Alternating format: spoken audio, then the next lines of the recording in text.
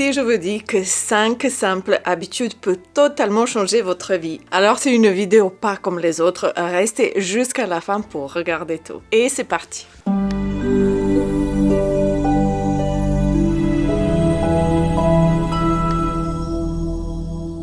Bonjour tout le monde, j'espère que vous allez bien. Alors aujourd'hui, j'ai tellement de choses de vous partager. 5 choses qui sont complètement changé ma vie et si moi je peux le faire, alors tout le monde peut le faire. On va parler des habitudes et surtout les bénéfices par rapport à ces habitudes. Qu'est-ce qu'on a en fait quand on doit changer quelque chose? Alors si on veut changer quelque chose dans notre vie, il faut changer nos habitudes. Comme il dira le Joe Dispenza que j'aime beaucoup, pour changer notre réalité, il faut changer notre personnalité, qui est absolument exact parce que tout commence de nous.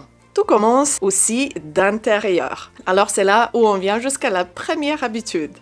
Habitude qui m'a complètement changé la vie. Pour rayonner d'intérieur, c'est la méditation. Alors la méditation, c'est quelque chose que j'ai commencé il y en a plus de 10 ans. Après une période assez difficile dans ma vie, je me suis dit il faut que je comprenne certaines choses. Et là, j'ai commencé avec les méditations.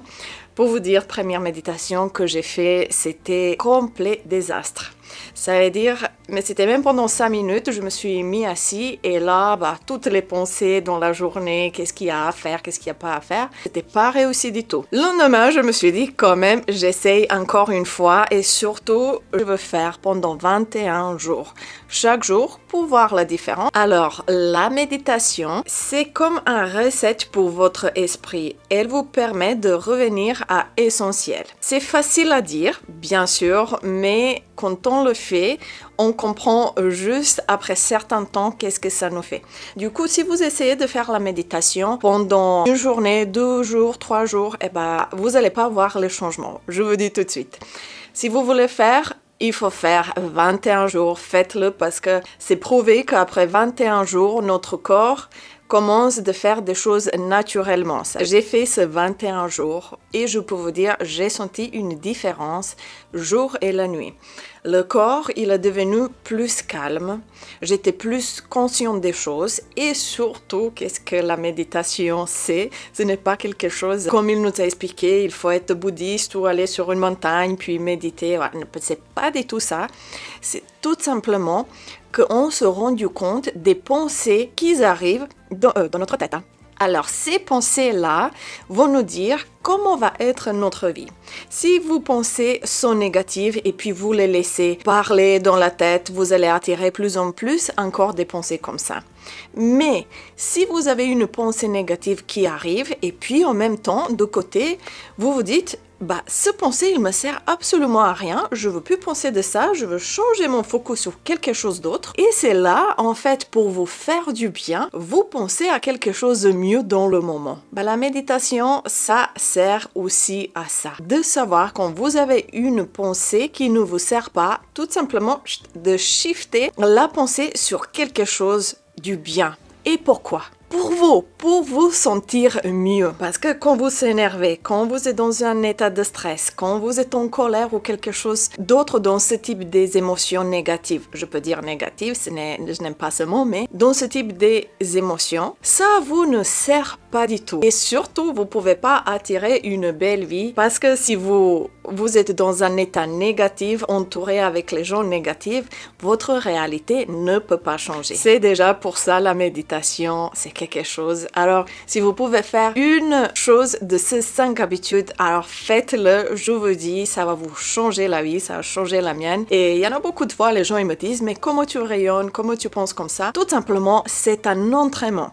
Comme si vous voulez avoir des muscles ou être fit, perdre le poids, le gras, être plus mince. C'est la même chose, il faut faire l'entraînement pour. Là, c'est entraînement pour le mental. Et plus vous le faites, plus vous allez avoir les bénéfices. Vous allez comprendre votre corps, il ne va pas être dans un état de stress où le cortisol, hormone de stress, il est tellement haut que vous êtes tout le temps stressé ou dans le peur, dans ce type de sensation.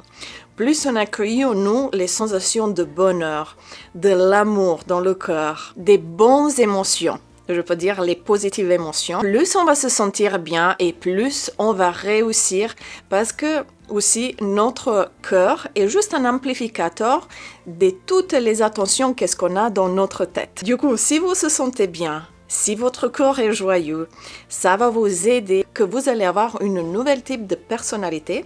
Et comme dit Joe Dispenza, your personality will change your personal reality. La méditation, elle va vous apprendre juste d'être dans le moment présent. Et ça veut dire quoi? La vie, c'est le moment présent. Le passé, c'est passé et ça nous sert pas à grand chose. Le futur, il est trop loin. On peut peut-être anticiper, faire les idées, faire les projets dans le futur, mais notre vie, c'est maintenant. Et si on peut rester plus dans ce moment présent, de profiter de là, de pas penser de qu'est-ce qui s'est passé et spécialement si ça ne nous sert pas pour créer une meilleure future, pour rester dans ce moment-là, c'est le pur bonheur. De vivre la vie pleinement, c'est vivre maintenant dans le moment présent. Alors, on vient jusqu'à la deuxième habitude. Après la méditation, ce que j'aime, c'est faire le journaling. Et pourquoi? Parce que tout simplement, c'est lié un avec l'autre. Dans la méditation, je veux calmer mes pensées, je veux penser à mon cœur, à ouverture, à l'amour. Ça veut dire je veux amplifier cette énergie et après ça, je veux faire le journaling où je veux activer les attentions pour ma vie peut-être très proche, future. Et quand on parle de journaling, on ne sait pas beaucoup de fois comment on doit le faire, ni pourquoi on doit le faire. C'est nos attentions, qu'est-ce qu'on doit activer. Comment on fait le journaling? D'un côté, vous mettez toutes vos intentions, ça veut dire vous expliquez votre futur ou par exemple, vous avez envie d'attirer un homme dans votre vie, d'avoir une relation épanouie. Par exemple, vous pouvez faire ça pour le travail, pour n'importe quoi dans votre vie. Vous mettez les attentions toutes d'un côté, les attentions en quelques lignes. De l'autre côté, vous écrivez émotions. Quel type d'émotions vous pouvez sentir par rapport à votre objectif? Par exemple, si vous voulez attirer un homme dans votre vie, vous allez mettre les émotions de l'amour, de bonheur, de passion, d'épanouissement. Voilà, différents types d'émotions. Et avec les attentions, vous dites vraiment les caractères, qu'est-ce que vous avez envie de l'attirer. Alors, qu'est-ce que ça va vous permettre? Tout simplement, vous allez savoir exactement qu'est-ce que vous voulez dans votre vie, qu'est-ce que vous voulez créer. Et en écrivant, vous allez ressentir cette émotion encore en vous. Et comment on manifeste quelque chose avec nos émotions et nos attentions. C'est pour ça le journaling est une méthode vraiment exceptionnelle. Le journaling, c'est comme un dialogue avec soi-même. Il permet de poser ses pensées, de structurer ses rêves et même d'exprimer des émotions. Des études montrent que le simple fait de décrire réduit le stress et nous aide à mieux comprendre nos propres pensées. Pour moi, je le fais matin tout de suite après la méditation. Ça m'aide beaucoup. En fait, je me sens beaucoup plus stable et confiante pour la journée. Est-ce que vous le faites aussi? Si vous regardez cette vidéo, n'oubliez pas de vous abonner, de faire sonner la cloche, bien sûr, et de liker cette vidéo. Et puis, on vient jusqu'à la troisième habitude. La troisième habitude, alors je vous demande, quand vous ne vous sentez pas bien et vous faites une petite activité, est-ce qu'après vous vous sentez bien?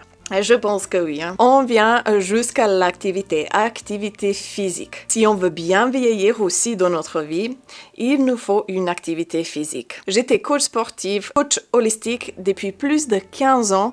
Alors je peux vous dire que l'activité physique, c'est quelque chose de super important pour notre corps, mais aussi au niveau chimiquement, il y en a plein de choses qui se passent. Ça booste votre métabolisme, ça peut renforcer vos os et surtout, vous allez avoir plus de confiance en vous-même. C'est pour ça, je peux dire, c'est important de vous entraîner à la muscu pour renforcer vos muscles. Ça va vous aussi renforcer la confiance en vous, puis le cardio où vous allez vraiment sortir toutes les toxines de votre corps, où vous allez sentir votre corps. Et activité physique, ils nous permettent aussi de sentir plus notre corps, notre corporalité. Et à la fin, de se étirer. Si vous pouvez faire le yoga ou tout simplement un petit étirement après chaque séance, c'est déjà super. Étirez-vous. Comme le corps, il doit être étiré, nos pensées aussi. Ça doit pas être rigide, mais ça doit être tout en douceur.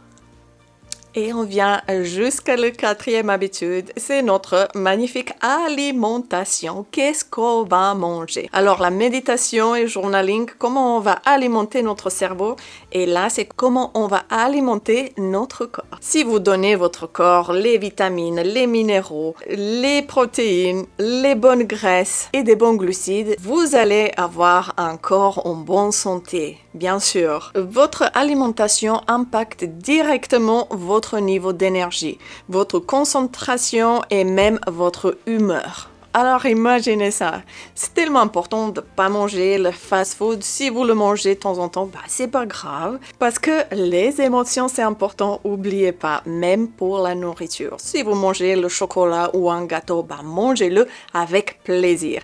Mais quand même, reste de temps, c'est important de manger équilibré. Et aussi, dans le niveau de la nourriture, c'est important la hydratation. Bon, et c'est là où on arrive jusqu'à la cinquième habitude.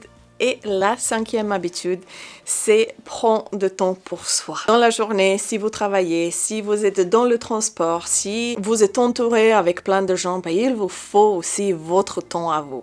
Les petites choses. Parce que s'accorder du temps pour soi, c'est offrir un moment pour se recharger ses batteries et se reconnecter. Si vous êtes rechargé et si vous êtes bien avec vous-même, vous allez être bien avec des autres. Si vous êtes trop fatigué, qu'est-ce qu'on veut faire? J'ai pas le temps, je veux juste m'éloigner, je veux me poser loin de tout le monde. Juste prends un thé pour prendre le livre à lire, pour faire le maquillage, le massage de visage, spécialement si c'est la clean skincare. Mettez les perturbateurs endocriniens parce qu'avec la méditation, avec toute la bonne nourriture, ce qu'on fait, c'est important aussi qu'on ne met pas sur notre peau quelque chose qui peut nous perturber et nos magnifiques systèmes endocriniens. Et aussi, j'ai un petit tips. Le sixième habitude, qu'est-ce que de temps en temps peut aider aussi de nous sentir bien, c'est d'être aimé et aimer au retour et de faire l'amour, bien sûr. Connexion avec l'autre aussi, et elle peut nous aider de nous sentir bien.